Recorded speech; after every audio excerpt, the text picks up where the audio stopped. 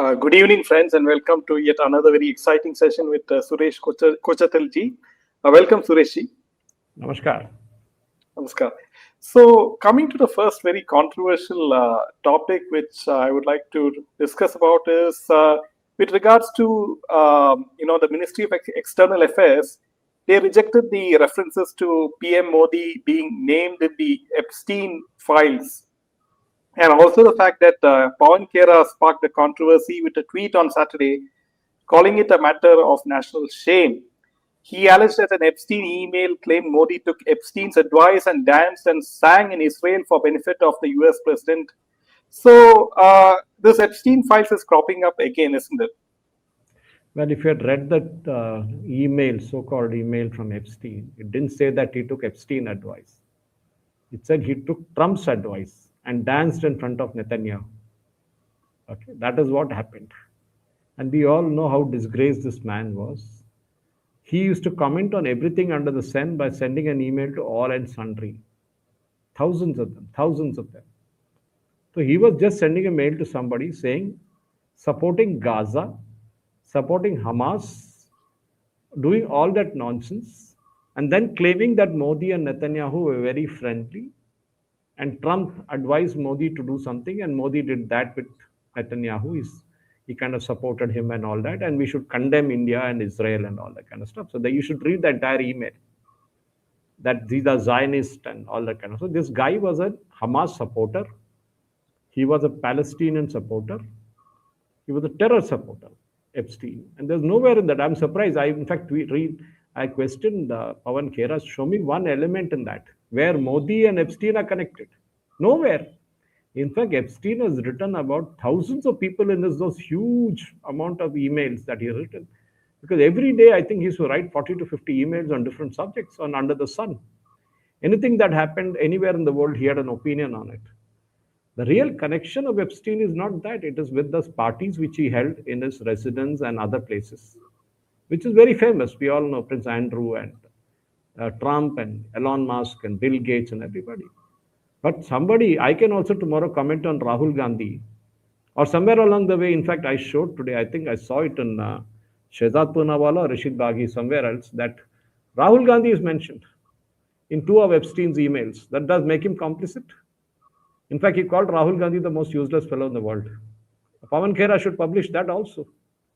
He said he's the most incompetent politician who could not stand up to Modi. He was actually very angry, Epstein, that Rahul Gandhi didn't perform as he was instructed to. Who paid Rahul Gandhi to do that? How did Epstein know about Rahul Gandhi?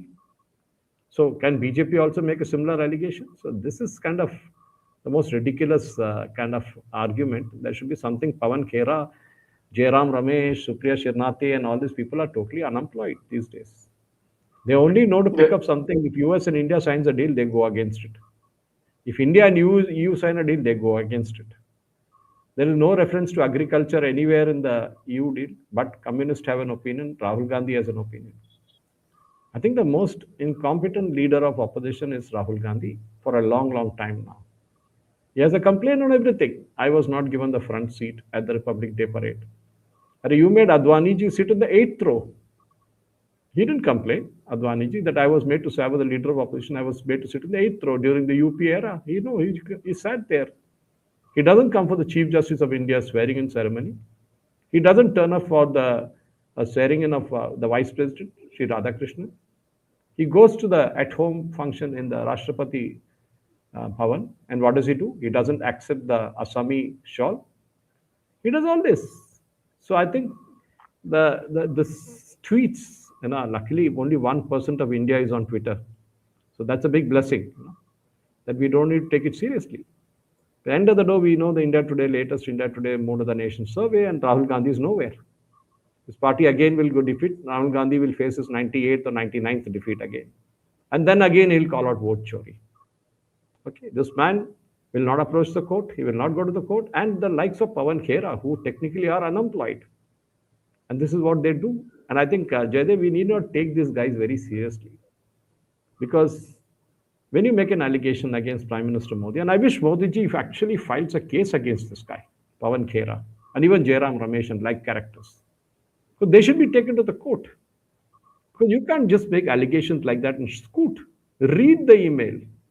The email says very clearly that Modi took advice and he says Trump, and then he says he went to Netanyahu and danced.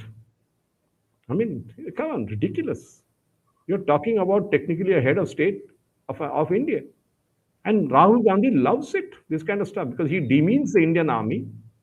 He said the Indian army got up beaten in Arunachal Pradesh. Then the Supreme Court made him to apologize for that comment. He said that Balakot only a few trees fell. He has no proof of surgical strike. He wants the Indian army to get the dead bodies of the Pakistani terrorists to show it to Rahul Gandhi. He claims Abhinandan will not come back. He came back luckily in 24 hours. Rahul Gandhi didn't know where to hide.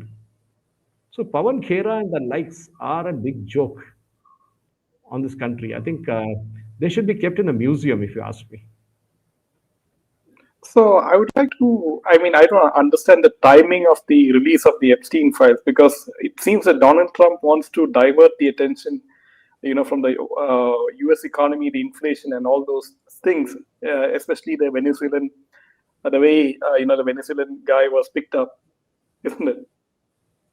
See, Trump has a lot of issues at hand. Let us understand that. Everything that he has done has been messed up.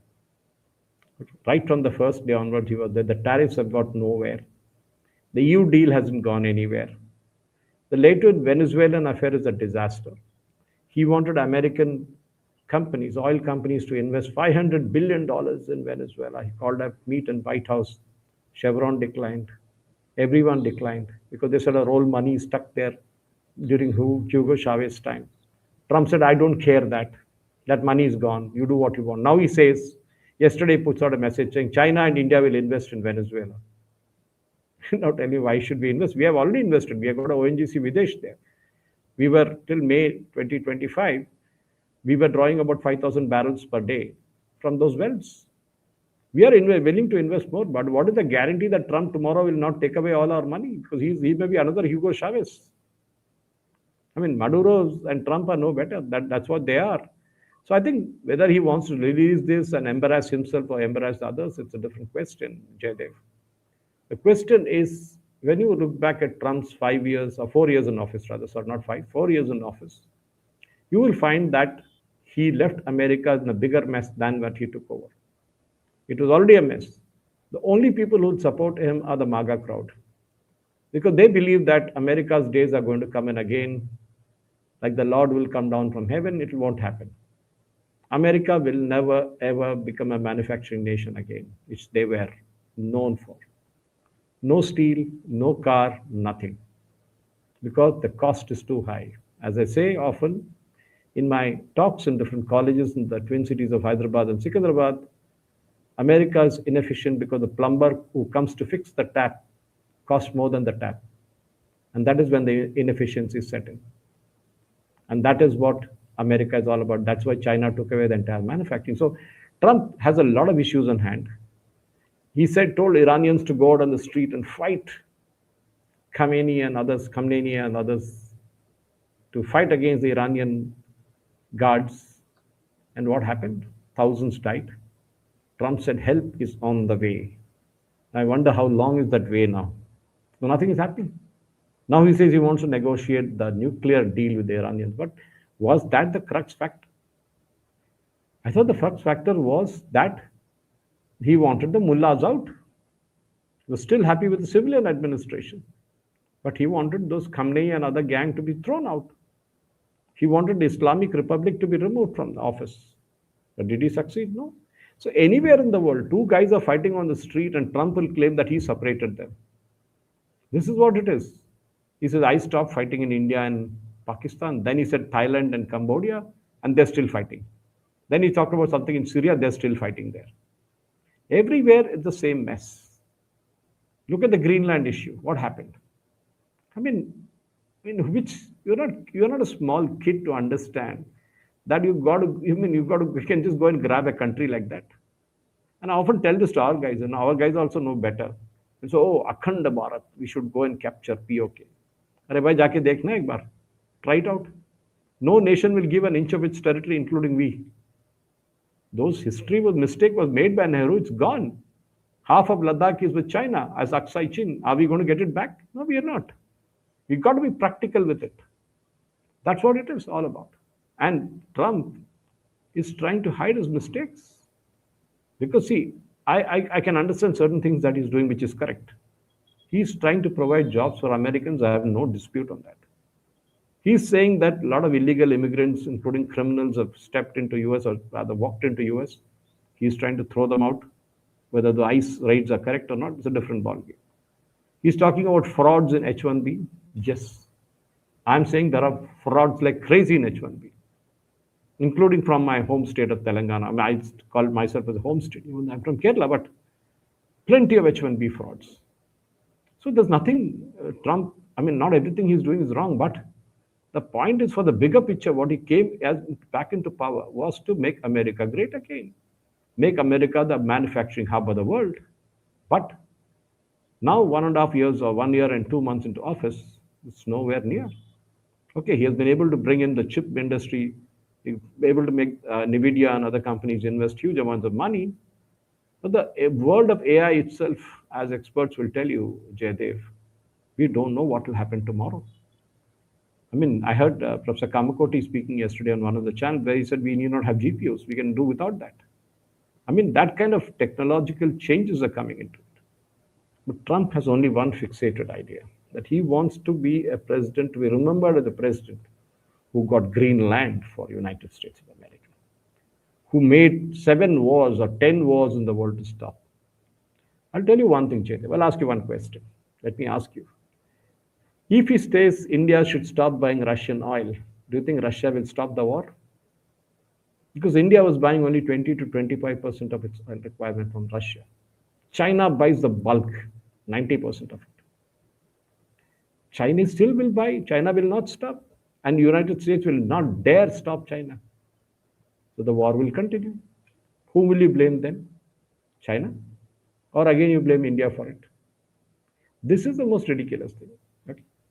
Today, look at the way the oil prices are going to go up. The moment India steps out of the Russian oil deal, and then we are gone. But he says you can take it from Venezuela, boss. Venezuelan oil is a long way from being refined. I mean, the oil industry in Venezuela is in a mess. The entire technology is kind of stuck in the 18th century. There's a lot of investment that needs to go to bring out oil out of Venezuela.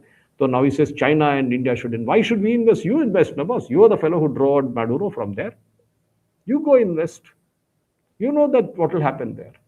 Because the next US president will come and say, I'm not interested in Venezuela. For all you know, he will send back Maduro and say, go handle it. That's exactly what happened in Iraq. The moment Saddam Hussein was pulled out and he was killed, what happened? They were fighting between different groups. ISIS fighting this group, that group fighting this group. Same thing happened in Syria. Same thing happened in Libya. Every country that America steps in, it leaves it in a bigger mess. You look at Afghanistan, completely destroyed. They want to drive out the Soviets, and look where they have ended up now. So this is what I'm trying to say. Tomorrow they take over Iran, the same story will repeat in Iran. Because America doesn't know how to govern. They know how to topple governments. That is all they know. So don't be surprised that the Epstein files were released by Trump because he wanted to divert attention. I'm telling you, Epstein files or no files, nothing will come out of it. Prince Andrew might get screwed in the bargain, but nobody else will get anywhere caught because everybody will deny their presence on the face of the earth, be it Bill Gates or Elon Musk. Yeah, and also now Trump has reduced the tariffs to 18%. So, what made him do this all of a sudden? Well, I've been on this in about 6 channels till now here in Hyderabad, and been debating on that on a one-to-one podcast with all of them.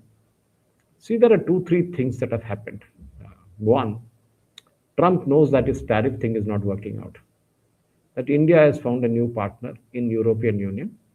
Maybe we'll have to wait for another 6 months before the deal is kind of signed off finally and passed by European Parliament, or maybe 8 months. But once the deal is through, most of the Indian products will find their way into EU under the 99%, 0% tariff. But more importantly, Europe will start selling their cars price $15,000 and above in India, they will sell their wines, they will sell the champagne, they will sell their electronic products, they will sell the high end stuff, whatever it is. Europe will have a field day in India. See, the end of the day, it's all about trade. Simple as that. Trump wants to sell his Harley Davidson bikes in India, and I can tell you, charge 300% duty on Harley Davidson, there'll still be buyers because it's an aspirational product. It is saying that I will hike the price of Lamborghini into 3 times what it is now. So what? There are still people in India who will buy it. There are those stinking rich guys who will buy it for the because they want to be seen with a Lamborghini. That's more important. Or a Porsche. I mean, don't tell me that BMW is not made in India, that Mercedes is not made in India. All made in India now. Rahul Gandhi went all the way to Germany and said, BMW, your manufacturing is top class. In India, we don't have it. Then somebody from BMW came and told him, boss, we have a plant in Tamil Nadu. This guy didn't even know that. Okay. So the point is very simple. Trump did this because he knows. Now look at our trade actually. With the US and Europe, it's almost same. But we have a trade surplus with US. He wants to bridge that trade surplus. But that cannot be, you cannot sell almonds and make money in India. You cannot sell walnuts and make money in India. The actual American money is in defense. The expensive F-35, not expensive, I have to find a better word for it. The ultra expensive. Because even the Canadians don't want it now. So what will you do? You will sell missiles, you will sell Apaches, you will sell the Boeing refills, what do you call refueling tankers. You will sell everything under the sun in the defense to bridge this gap. What will you accept from India? Same old textiles, leather footwear, gems and jewelry, a bit of I'm surprised. I saw nuclear reactors is the number 4 in today's times. I mean, I didn't know we sell nuclear reactors to US. This news to me, unless it's a misprint or something like that. I mean, what is it America can sell to us? This is the problem. See, if you're a consumer, would you bother about to look back and see whether this product is from America or from India? You will only look at the price. The Indians have a mentality on price. The guy who drives a BMW also will bargain for a kilo of tomatoes in India. Okay, so our main thing is price. Remember this famous ad campaign is it kitna deta hai? End of the day, that is what matters in India. So you bring almonds from US or bring from Canada, we don't care. We care for the price. Of course, we do care for the quality, but the quality is almost taken for granted. No supermarket will stock any terrible product nowadays. They'll all stock good products. So Trump's imagination is that moment you open up for America, Indians will come rushing and buy American product. Give me America kind of stuff. No, sorry. I mean, even if it's Europe tomorrow, people are worried in India that, if champagne is opened up, wine is opened up, they will destroy our sulas of the world. Hurry, come on, guys. A wine drinker, even if you put 200% tariff, will still drink French wine if you can afford it. So this is what the problem. So the moment the EU deal was stuck, Trump was scared that the EU was getting the foot into the door. And he wanted to be there before it. This time, Ambassador Gore made a statement. You saw that yesterday, the tweet. President Trump called Prime Minister Modi. That's the difference. President Trump called Prime Minister Modi. And this is the major difference this time because we don't see that Modi came and said, Sir, please do something, sir. That is what he claimed, no, last time. But that doesn't happen this time. And this is the most important thing, that we stood our ground. We didn't agree to it. Now, even though there's a lot of gadbad in parliament today, agricultural produce, India is opening, our farmers will die. Nonsense. Rice is out, wheat is out. We might buy soybean, but who will buy soybean? There should be a consumer for it. Government cannot buy soybean and keep it in the parliament. No, the actual consumer has to buy it. He will not buy it because he said this is genetically modified. I don't want to touch it.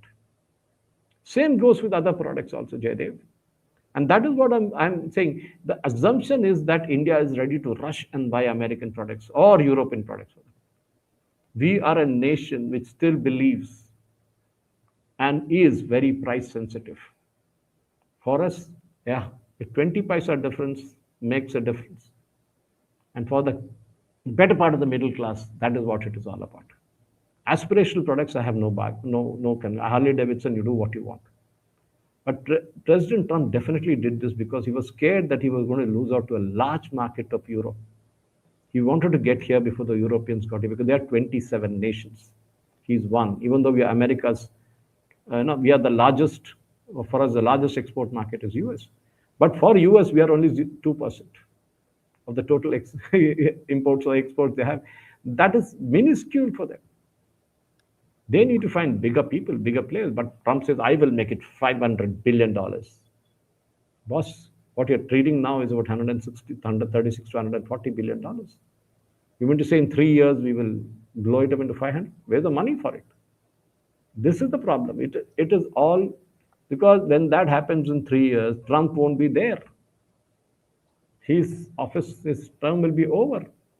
And he will blame somebody else. He says, when I left, it was like $200 billion, and the next guy, whoever is going to come in, should have made it 500. They messed up the economy. Make me the president again for a third time, which is not possible under the American Constitution. So I think India need not be worried. We should stand our ground. We have stood our ground very well. We didn't go grovel like other countries. We still have at 18% better than Bangladesh, Vietnam, and other countries. I wish it was lower. It was lower before. But I'm sure America will learn its lessons because India will find a market no matter what. Okay, we sold plenty of shrimps. In fact, I was looking at figures actually, those for that. The shrimps which we sold in 2024, 25, in fact, if you look at 2023, 24, was around 60,000 crores. Seafood, we sold 60,000 crores of seafood to US. It's a huge number. And look at yesterday's budget. We are talking of how to bring in equipment, imported equipment, that could help us improve the processing of shrimps. That is what the game is all about. How to improve the productivity of coconuts. Those are where the games are. 50% of our cashew is being exported from in India. And I thought we in Kerala were the champions of cashew nut. Doesn't look like it now. There's a lot of internal inefficiencies in India in the agriculture sector. We need to improve that. Tomorrow, even if the US business or EU business balloons to say 500 or $300 billion, where are the people to handle those shrimps? Where are the people to make those leather goods? Where are the people to make those textiles? We don't have. We have more IITs. We need more ITIs. That is what it's all about, Jaydev. Yeah, and the last point is quite hilarious is that, as you know, the World Cup T20 is just this month, I believe. And now Bangladesh is anyway kicked out, but Pakistan has boycotted the match against India. Now, I think now the PCB will also end up getting bankrupt, right, if they do a lot of these stupid decisions. I think beggars can't be choosers. That is a basic policy that is there. Look, Pakistan has no choice. Okay, they want to please Bangladesh. Imagine a nation like Pakistan is trying to please a nation like Bangladesh, saying, brothers, we are brothers, boss. We should stand together. We are all Islamic nations.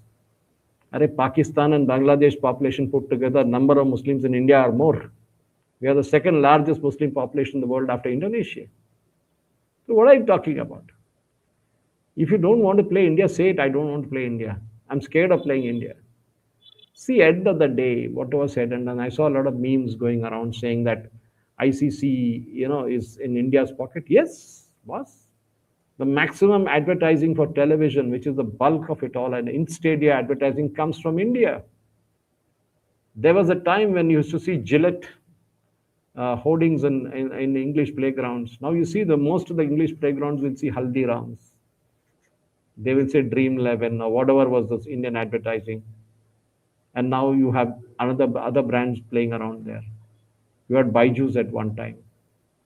Indian brands, Indian advertising dominate the world of cricket. Let's get it straight. Pakistan or no Pakistan, no Pakistani brand there. I saw only some time back the Dilma brand from Sri Lanka, the tea brand. Tell me which Pakistani brand is featured in any of the World Cup matches. Nobody, zero. Your television audience is lowest. Bangladesh or Pakistan. We have a huge television audience. That is where the moolah is. Football has more people watching it outside the stadium than inside the stadium. Same goes for cricket. If Pakistan wants to boycott, I'm saying give them boss, let them enjoy it. End of the day, money talks. With the Jay Shah or was it Sharad Pawar or Mr. Dalmia, India dictates cricket. We will decide if Pakistan needs to be banned for life. If Pakistan wants to create a parallel league with Uganda and Timbuktu and whichever countries they want, they can go ahead and do it. We care a damn. Pakistan better play with us if they don't want to play. Because the initial objection actually, Jaydev, was from the Indian side when Operation Sindoor happened. We said, why are we playing with these guys? Now we are an excuse saying, boss, we wanted to play, but those guys are not coming to us. What do we do? So my take is very simple. At the end of the day, it's money. It's all about money. We may talk about big things in life, and we may talk about ethics and being very gracious as a host and all that nonsense. It's money. And if Pakistan, India play, that's huge money, advertising wise. And if they don't play, that money goes down the drain for Pakistan. And I heard various options today, including that Pakistan will be stripped of its rankings on International Cricket Council. It will lose its money. It will happen this and happen that. I'm saying beggars can be choosers. They don't have money. They are going in begging from IMF. They are begging from the World Bank. And Pakistani Prime Minister decides, oh, Pakistan is not going to play. So what? Doesn't make a difference to me and you, nothing. Okay, we might miss out one match where we could have beaten Pakistan. Hollow. We'll feel sad about that. That's okay. What happens if the India-Pakistan final happens? Will Pakistan then refuse to play? No. The run rate will go down now because they would have taken as account, if you look at the ICC rules, Pakistan is as if Pakistan played 50 or 20 overs and didn't score a single run. So the average jumps down dramatically. And that's what is going to happen unless they win all other matches. And I'm telling you, Jaydev, I think be it FIFA World Cup or Wimbledon or any of those golf tournaments, prestigious ones, or the Formula One car racing, it's all about the television audience. And if there is an India-Pakistan clash, there will be an audience to watch it. If there is no, sadly, the audience is losing out. But did we make it happen? No. In fact, after Operation Sindhu, when there was so much of argument about why India is playing Pakistan, India should not play, I was one of the few who said, no, India should play. And we should defeat Pakistan on the field. That's ultimate thrill, boss. That we could defeat them there and show them those terrorists who killed those innocents in Pahalgam. It's a real tribute for them. Because end of the day, sports today is all about also politics. We saw when the Olympics were held in Moscow, there was a huge boycott campaign against Russia. Okay, different excuse than those days. But what happened? Nations still came, participated. In fact, I think we won some hockey medal there at that time because others are not playing. But the point is simple. Tomorrow, everybody will have an excuse. If the next Olympics or next something is held in US, I think something is going to come up. Iran will say, we will not play. If Israel is coming, we will not play. We saw Israeli team in one of the chess tournaments not participating under their flag. Why? What the hell? I don't understand this. What mistake did Israel do? That's a question I need to ask. And I think let Pakistan go to hell. I care a damn. I'm sorry I'm using that language, but that is what it is. That if you don't want to play a game of cricket because you believe that it's all about politics, I can understand Pakistan has an issue with India and Pakistan wants to boycott, so be it. But you are boycotting for another nation which cares a damn about you. And you want to show that you're a very, very pally and very friendly with Bangladesh. So I'm going to support you by boycotting. So go do it. Who cares? That's what I have to say, Jaydev. Yeah. So that was a wonderful session, Sureshji, and we'll see you again next week. Thanks for coming, and Jai Hind and Jai Shri Ram. Jai Hind.